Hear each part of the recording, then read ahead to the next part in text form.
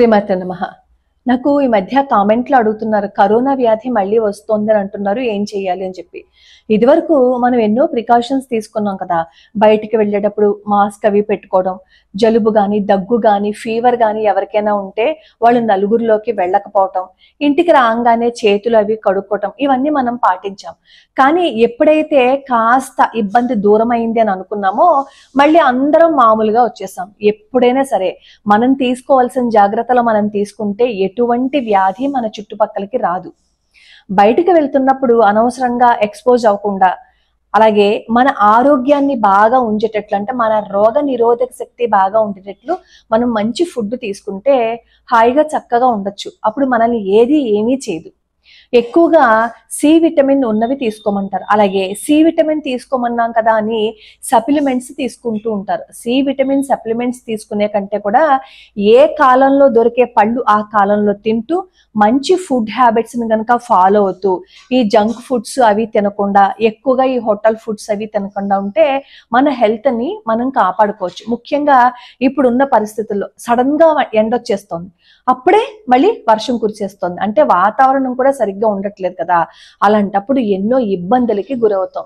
సాధ్యమైనంత వరకు ఇంట్లో మనం తయారు చేసుకున్న ఆహార పదార్థాలని తింటూ బయటికి వెళ్ళినప్పుడు చాలా జాగ్రత్తగా ఉంటూ, మనకి ఏదైనా కాస్త ఇబ్బందిగా ఉంది అని అనుకున్నప్పుడు ఒక్కసారి మనం హాస్పిటల్లో చూపించుకుని చెక్ చేయించుకున్నాము అని అనుకోండి, ఎటువంటి ఇబ్బంది ఉండదు. అది మన ఆరోగ్యపరంగా మనం తీసుకోవాల్సింది. ఒకవేళ ఏదైనా ఫీవర్ వచ్చి మనకి కరోనా అని చెప్పారు అనుకోండి, దాని గురించి కంగారు పడిపోవాల్సిన అవసరం ఏం లేదు కదా. ఇప్పుడు ట్రీట్మెంట్ వచ్చేసింది, ఇదివరకంతటి సివియారిటీ ఏమి ఇప్పుడు ఉండట్లేదు, కాబట్టి జాగ్రత్తగా ఉండడంలో తప్పు లేదు. అలా అని మనం నిర్లక్ష్యంగా ఏం చేయదు అని చెప్పి బయట తిరగకూడదు.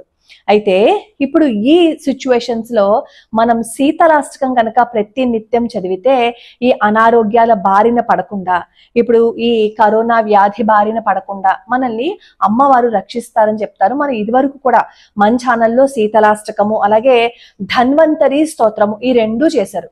అసలు కరోనా వచ్చిన వాళ్ళు ఈ ధన్వంతరి స్తోత్రం ఎంతమంది డౌన్లోడ్స్ చేసుకున్నారంటే దాదాపుగా 12,500 షేర్స్ వెళ్ళేవి. దాదాపుగా 12,500 మంది మన వీడియోని డౌన్లోడ్ చేసుకున్న వాళ్ళు షేర్స్ చేసుకున్నారు. దాదాపుగా మన ఛానల్లోనే 10 లక్షల వ్యూస్ పోతే దీన్ని డౌన్లోడ్ చేసుకున్న ప్రతి వాళ్ళకి కూడా లాక్స్ లో పోయింది ఈ వీడియో. కాబట్టి ఈ ధన్వంతరి స్తోత్రము అలాగే శీతలాష్టకము ప్రతి నిత్యము చేయండి.